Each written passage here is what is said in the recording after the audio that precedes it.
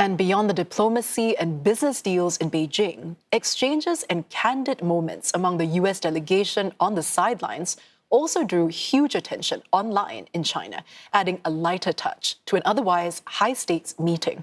Rebecca Metteo with more. Elon Musk and his son touring the cavernous Great Hall of the People, with little X sporting a traditional handmade Chinese tiger head bag. Earlier, the Tesla boss was spotted filming a 360-degree shot outside the giant building. These images have been making the rounds on Chinese social media, racking up tens of millions of comments. 他来中国这次比较松弛，到处拍照什么的，然后感觉也是很喜欢吧。带领他那个小儿子嘛，然后去那个大会堂，然后一块玩耍。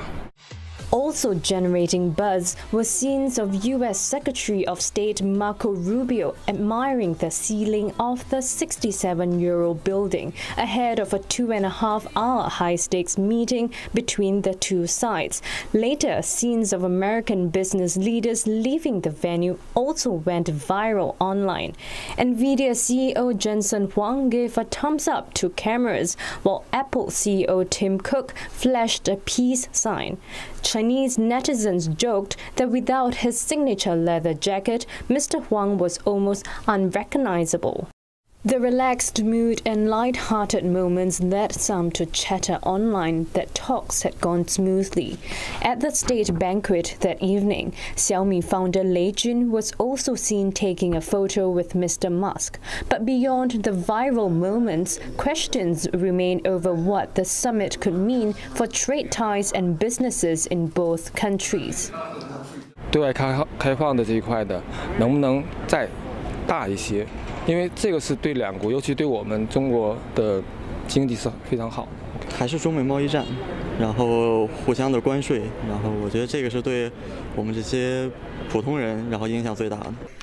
An analyst says the world is unlikely to see a complete reset in US-China relations as trade issues remain complicated by geopolitical and national security concerns.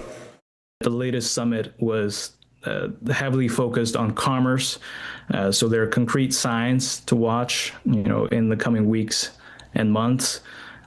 First is whether the announced purchases will actually turn into contracts and deliveries, especially Boeing aircraft, soybeans, and energy.